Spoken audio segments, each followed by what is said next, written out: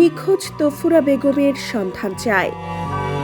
নাঙ্গলকোট উপজেলার মকরবপুর ইউনিয়নের ৯ নং ওয়ার্ডের কনকইচ দক্ষিণ পাড়ার বাসিন্দা ৫০ বছর বয়সী তফুরা বেগম, যিনি মানসিক প্রতিবন্ধী, তিনি গত ৫ ডিসেম্বর থেকে নিখোঁজ রয়েছেন। নিখোঁজের পর থেকে পরিবারের পক্ষ থেকে বিভিন্ন স্থানে খোঁজাখুঁজি করেও এখনো তার কোনো সন্ধান পাওয়া যায়নি।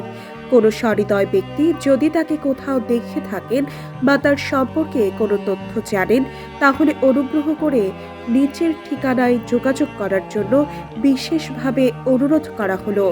যোগাযোগের ঠিকানা: অলিপুর বাজার, তালুকদার স্টোর, মোবাইল 01815847682।